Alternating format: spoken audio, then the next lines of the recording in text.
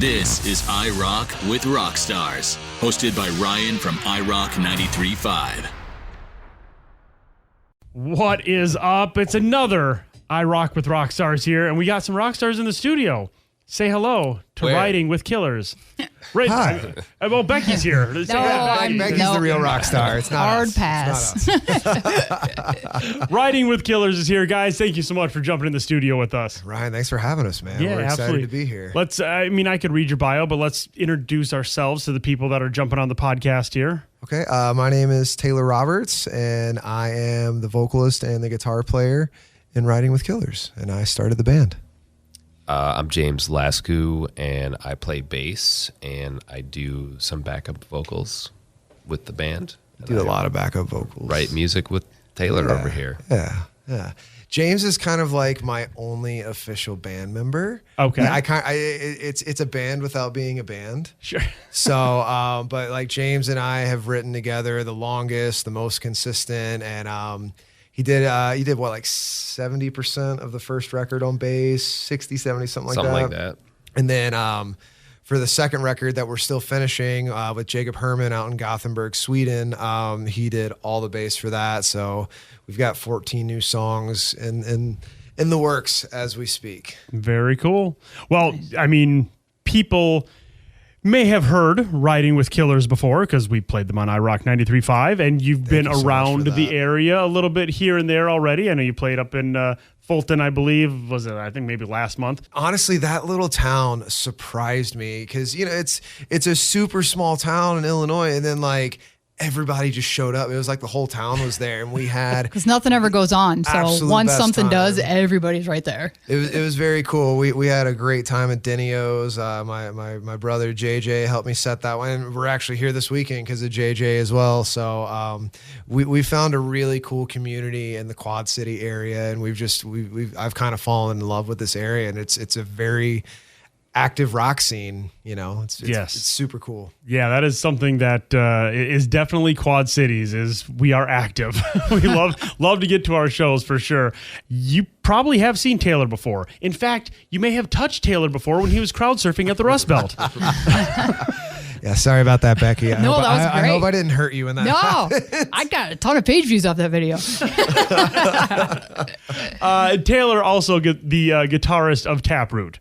Yeah. So you were there for what some still say is one of the best shows at the Rust Belt between, you guys at Nonpoint. The whole lineup was just killer. And then, you and the crowd and Steven jumping out the balcony. It had been a minute since I had done a stage dive, but like the crowd was just perfect. And it's honestly one of my favorite venues I've played around the country. Like the Rust Belt is such a special venue, and just the amount of people and like just how far back it went. It's such a cool concept for a venue. And our boys in Head PE tore it up that night too. And Simon Says played that one as well. Yeah.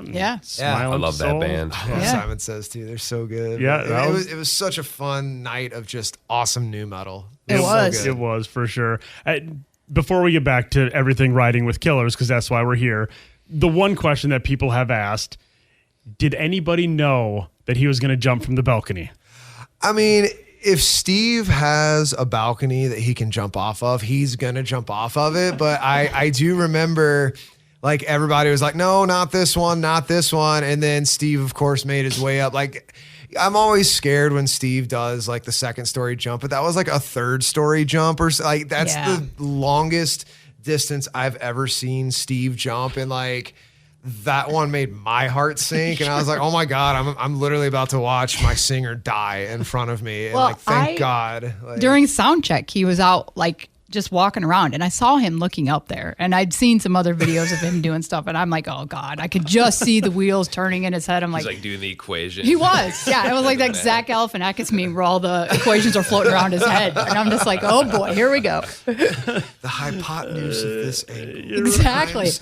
Distance equals. Well, he had it worked out because he didn't die. He didn't die, and it'll live in infamy for sure. I will tell you, the owner said afterwards, like, Well, I think we now have to put into every contract that no longer can bands jump from there.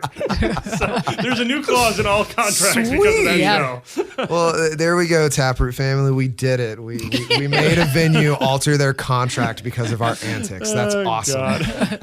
Well, maybe next time you'll be there, we'll have you there as Riding with Killers. So Hopefully. you kind of set it up as you know what you guys have been doing, and I mean this is a more recent project and everything like that.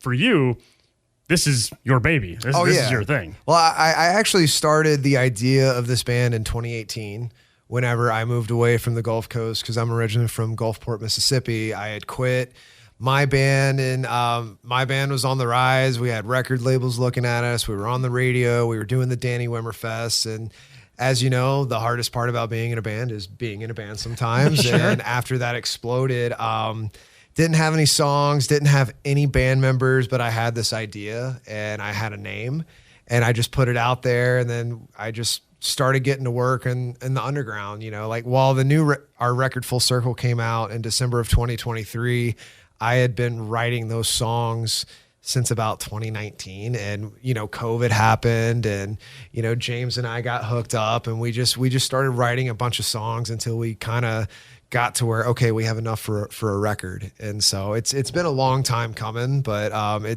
we are newly, I would say, on the scene and starting to finally break out and get on the road and get out because we can actually do that now and facilitate being on the road. And that's such a big part of it is taking that first step from having the songs to now playing them in front of people. It's so different than the pop world or even the country world where it's like it's streaming and it's mass and it's this.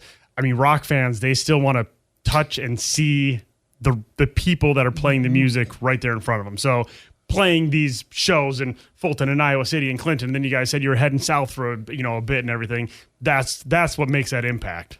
For sure, and it really helps that I was finally able to buy a van that's big enough to do all of this. Like I just got a brand new 2024 Ram ProMaster 3500 that James basically, because he's a touring professional. He was in the band Wilson. He's toured the world. He's done the whole shebang. And whenever I got the ability, like, oh, I can actually get approved to buy a nice new vehicle, he was like, this is exactly what you want. This is what you need. And he was absolutely right. And, now that we have the van, there's literally no excuses. Well, I was just going to ask, you were talking about how you put the band together. You had the name first. Yes. So where did that come from? So I got to be an extra on the Motley Crue movie, The Dirt. Oh, they filmed that in New Orleans. Wait, which scene? You probably won't see me. I was in a bunch of the crowd scenes, like in the Coliseum stuff. But if you look hard enough, I had brown hair at the time, and you'll see me in a black and red flannel long sleeve, and like you can see all my tattoos and stuff, but it's not like I had a speaking role or anything. But during the filming of that, because it was like a 15-hour day just shooting, I ended up meeting this guy named Shane, and we knew a lot of the same people from our area, a lot of the same musicians. And then he knew I had just quit my band. I was about to move out of my hometown, and he was like, hey man, do you want to gig with me? We're going to go wrap houseboats in Atlanta. And I was like, I don't know what this means, but I'll do it. Cause he's like, I'll pay you $2,000 for the week. And at that point I was like, $2,000 for a week of work. What? Like that was like revolutionary to me at the time. And so I went and did that. But prior to, he was like, we're going to fly there. And I was like, cool. And then he's like, well, we're going to take a company vehicle now. Well, we're going to take my vehicle now. Wait, we're going to take my parents' vehicle, and we got to go to Hattiesburg and switch out vehicles. And so like my red flags and alarms start going off. And I called a mutual friend, and I was like, hey man, is Shane cool? Or like, am I going to end up scattered in like 6 trash bags along the highway to Atlanta?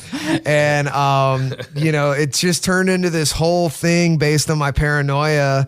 And, on the drive up, Shane was like, yeah, I heard you checked up on me, man. We were going to mess with you and say you were part of some drug ring that you couldn't get out of, but I didn't want you to have a gun or anything like that. And I'm glad you don't. And I reached in my backpack and I was like, what do you mean I don't? And he's like, oh my God, you have a gun? I was like, yeah, dude, like we're traveling to Atlanta, and we've never met, so like I don't know, but it just turned into this whole funny thing. And that week of work was insanely awesome. We wrapped 2 houseboats for Margaritaville. They had bought a plot of land in Lake Lanier, Georgia. We got to meet all these like rich people that lived on houseboats in this crazy community. And it turned into one of the best weeks of my life. We did a lot of really great work. We played hard too, just as hard as we worked. And then on the way back, we were just laughing about me being paranoid, and Riding with Killers popped into my head. That's awesome. And I was like, that's kind of a cool name. Like, I could have fun with art. Like, I could do classic cars or muscle cars if I wanted. I could do movie villains. If I wanted to be tongue in cheek, do serial killers. Maybe one day there's a graphic. Like, it made my gears turn. Like, I can have fun with this name and create a brand that not only is an outlet for my music, but an outlet for me artistically with like I said, the graphic novels. Like, I'm a big comic book guy. Like, Nice. I'd love to do something like that. And it just sounded like a cool name. And I searched the internet from front to back, and there was no other band called that. And as you know, trying to come up with a band name that someone else hasn't already used is almost impossible. Yeah.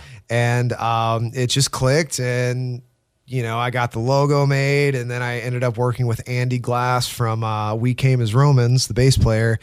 He's a phenomenal graphic artist, and he's the one who developed the RWK badge that we have. And, I was able to make what I call it my Slipknot S, so it just all kind of came together really, really well. Nice. Very nice. Well, I see that you have a guitar. I do. We I do have a guitar. Happen to like rock and new rock around here. Would you like to bust it out here and give it a try? All right. I probably should. I got to give a shout out. I just got endorsed by Martin Guitars. Nice. So I should probably play that on air with you guys. And I should probably take a picture of you holding that. Yeah. More than likely. I think they'd like that. I see what you're dropping here. Yeah. We're picking up what you're putting down. Let's do one here. So I'm actually going to do a brand new song from the second record that I'm working on with Jacob Herman. And this is honestly one of my favorite songs I've done in a very long time. And on the track, it'll actually just be me and an acoustic guitar. So you're kind of hearing it as it will be on the record. But it's a song called House on Fire. And I unknowingly started writing this riff as I knew that I was about to quit the band that I had started in my parents' garage. Because I was 14 when I started that other band. Gave like 15 years of my life to it. It was one of the hardest things I've ever had to do. And I think this riff just kind of materialized because in my heart of hearts, I knew I was about to quit my baby. Yeah. And that's where this song came from. So this is going to be on the new record, and it's called House on Fire.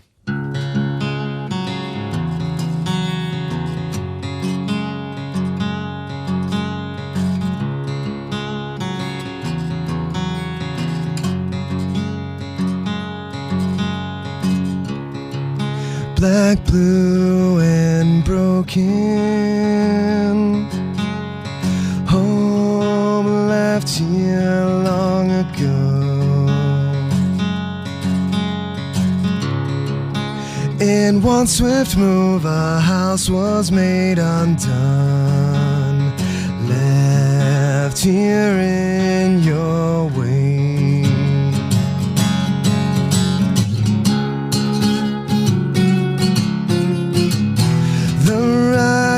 On the wall, it's burning down, burning to the ground.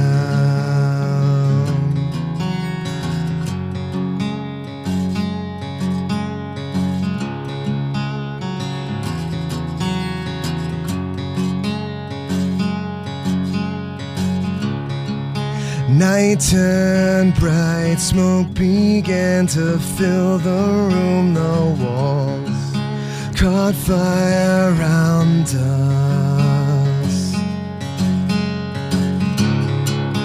and no one knew who to blame. But I saw you spark that flame.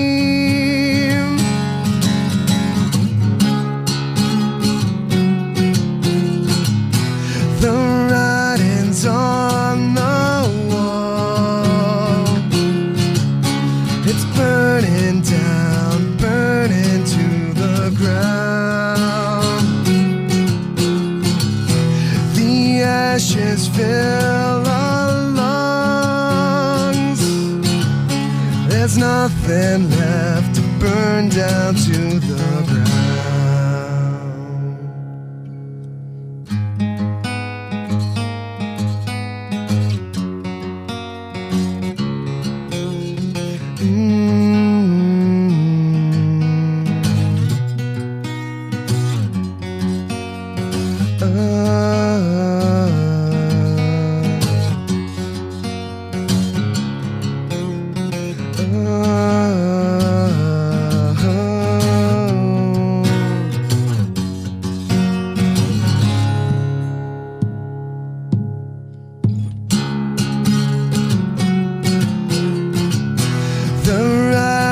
On the wall, it's burning down, burning to the ground.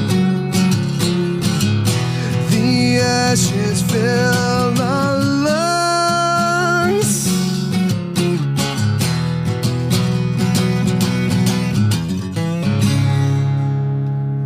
And there's that one. I know you just said, that you're now sponsored by Martin Guitars, right? Yes. Here's the thing. You can give someone without talent a good guitar, and it's not going to sound good, but you give them a great guitar to someone that sounds good, and that was fantastic.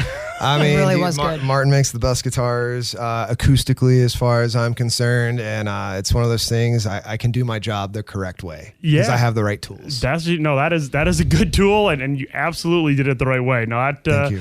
That was cool. So, all right. So that one you just said was watered down. That one you just said was coming from the new album that you're working on. Yes. So, new album. What is kind of the game plan with that? As far as, do you have a timeline? Do you have a? Not really. I still have to go back over to Gothenburg, Sweden for trip number 2. I've got 5 more songs to track vocals on. Okay. And I still have to do solos for the other 5 songs. But I'm taking my time with this because I don't want to just fart this record out to the world and hope that like people are like, cool, this is great.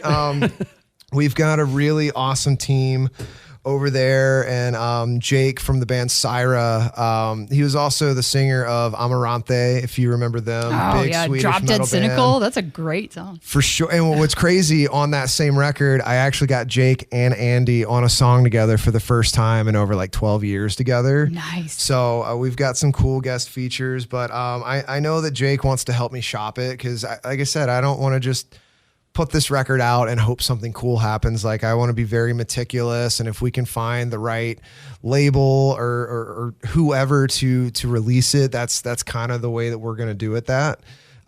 So there's not a deadline or a timeline that I'm looking at because I want it to be right. And that's nice that you have that ability. You don't have that pressure. You don't have that. I mean, quite frankly, you don't have that label going, where the hell is it? Where the hell is it? Where the hell is it? Exactly. And the other cool thing is I don't have somebody breathing down my neck saying, you need to do this, you need to do that. And I'm getting to create art that I want to create. And instead of just like, oh, I want to write a bunch of singles, it's not like I'm trying to, it's not like I went to Jacob and said, hey, make me the next Octane band or whatever it is. And you know, no shade to any bands that do that, but I didn't want to go into this record thinking, oh, I just want to write radio singles. I wanted to write music that actually meant something to me. And even like the rough, I don't even want to call them demos because they're tracked, but nothing's mixed or mastered. There's no anything on it. Like, they still get an emotional response out of me almost 2 years later since we started recording these. So I feel like we're on the right track. You know, it's interesting you say, you don't want to write the radio single, the radio track kind of thing. I will say, I feel like there's enough stations out there expanding on their what can be played on radio. Right. I mean, Sleep Token's in the top 10. Yes. That's what I'm saying. I mean, that's a whole nother level Yeah. of kind of sound, but that's where it's like, I think that finally turning the corner to where it doesn't all have to sound like, insert band here.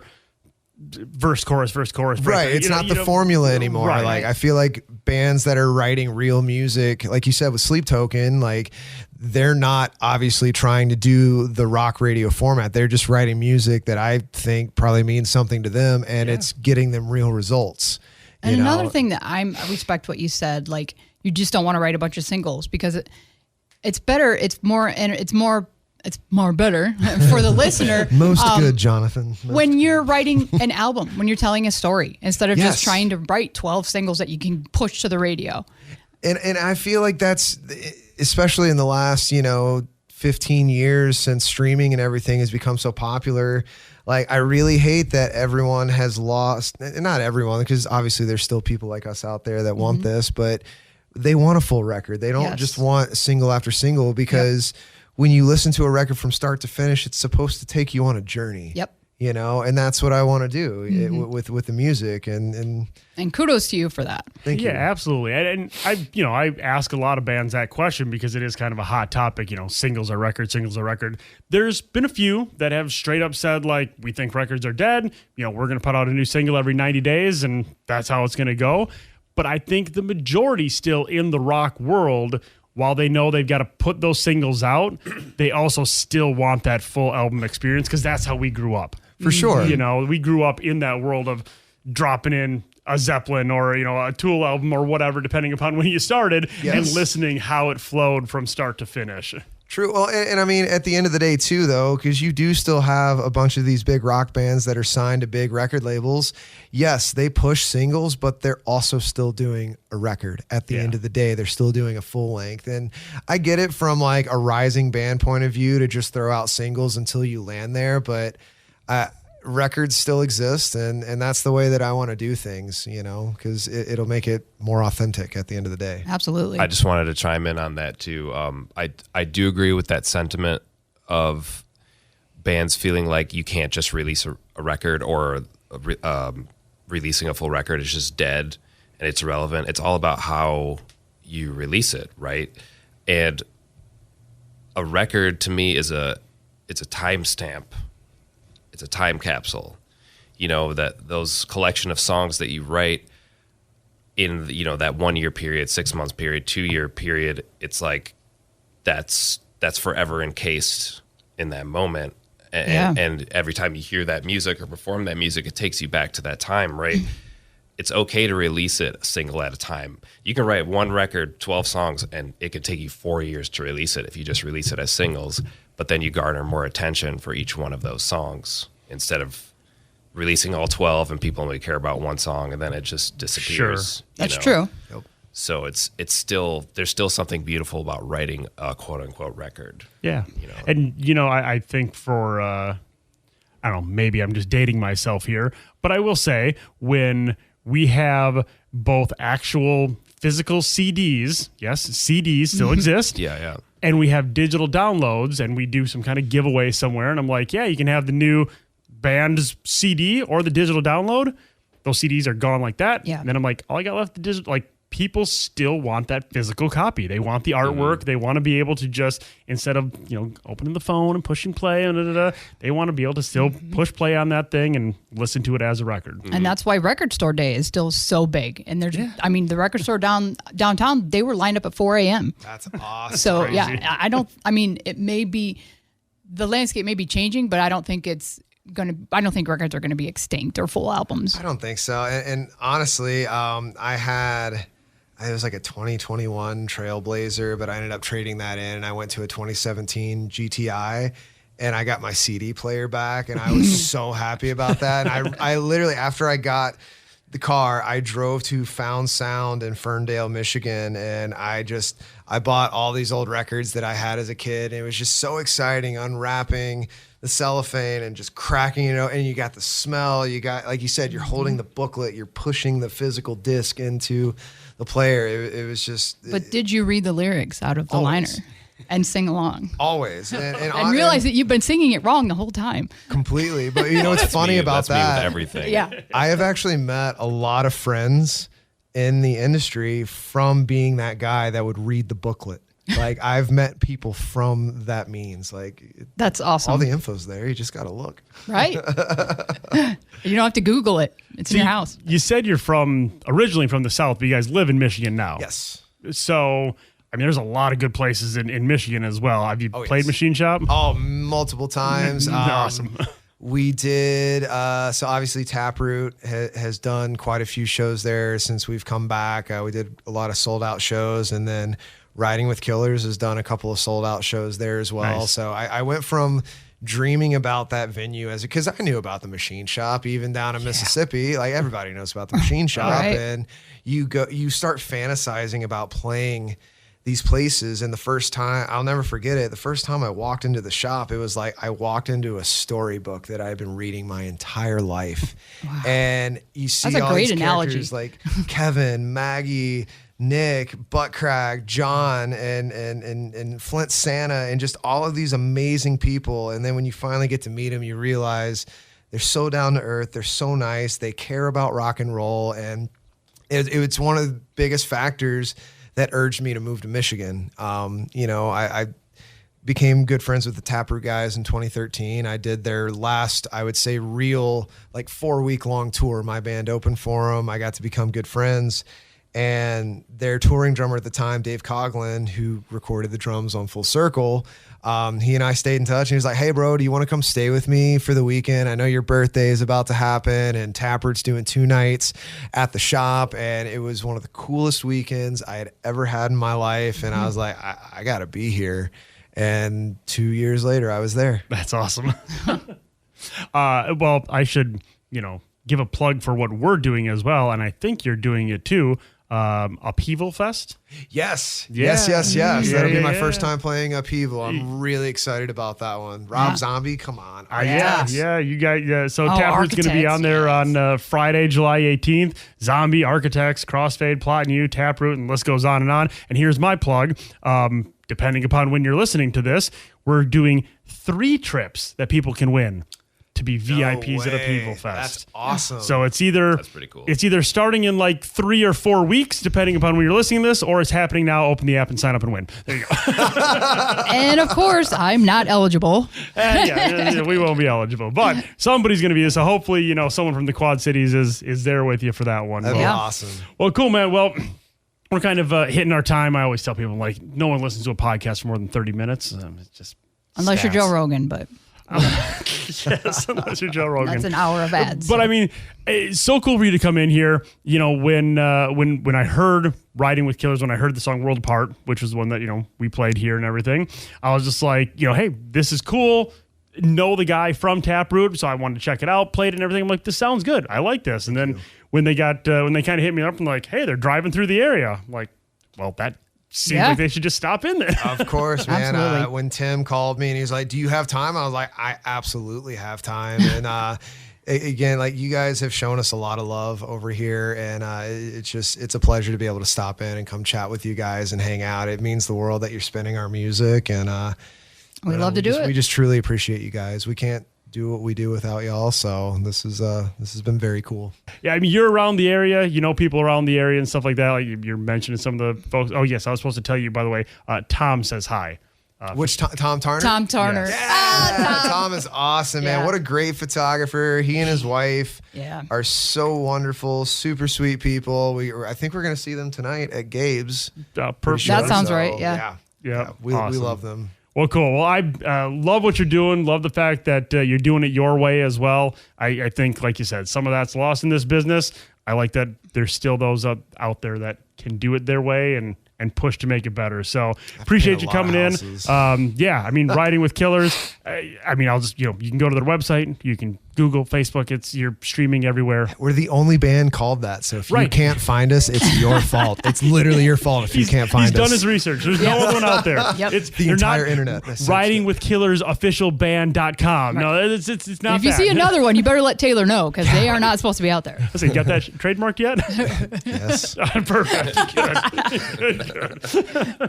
Awesome. Well, guys, again, appreciate you coming in. Looking forward to hearing more and seeing more of you. Thank you so much for having us, man.